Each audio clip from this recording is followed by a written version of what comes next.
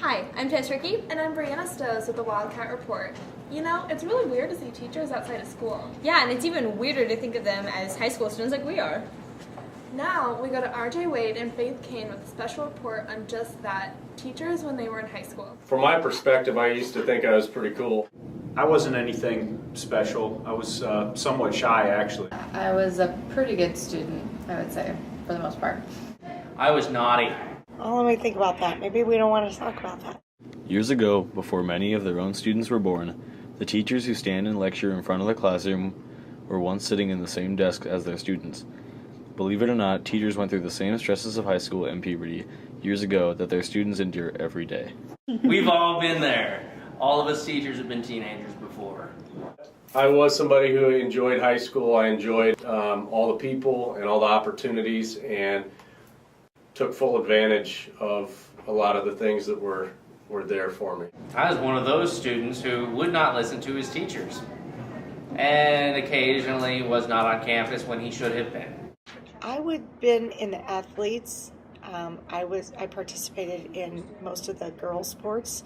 I tried to get along with everybody and befriend anybody in any of the groups. High school was different at home because we only go there for like 4 hours, maybe 5.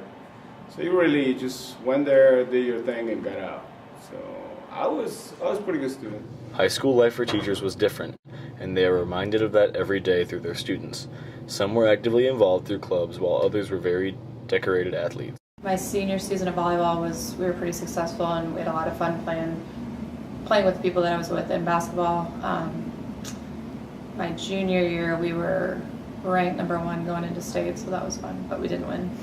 Played football for the first couple of years, but that was not my calling. I was a swimmer for all 4 years, swam varsity. Swimmers are a different breed, a little weird. So I swam at state my last 2 years, so that was pretty exciting. High schools in Argentina are pretty much business. You go there, you do your thing, you get out. I was on student council, and I also played football and baseball. And my freshman year, I was in the choir too.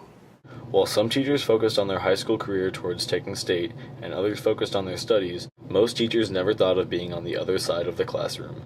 Remember in the last one we could see it from the graph so we could reassure ourselves that that was right? Teaching was always something I liked to do. I didn't hate history, but I liked it a lot more after high school. I had really good teachers, but I never thought I would be a teacher.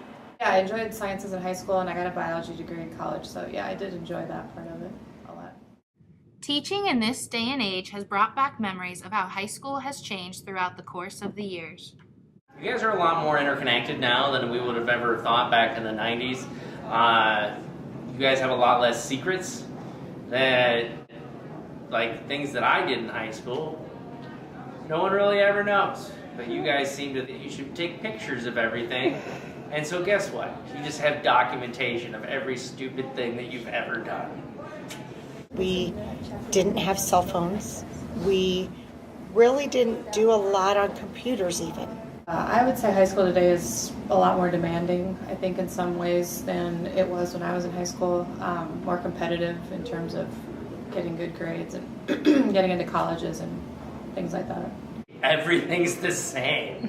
You guys are going through the same trials, the same tribulations, the same growing up every human in the history of time has had to do.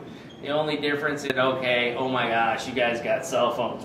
In terms of cliques, yes, we had kind of what we called the preppy group.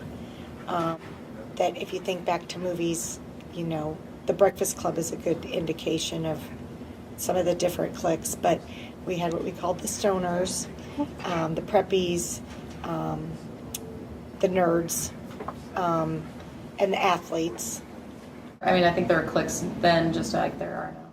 Even though high school life has changed, many of the same embarrassing and memorable stories are still present throughout high school.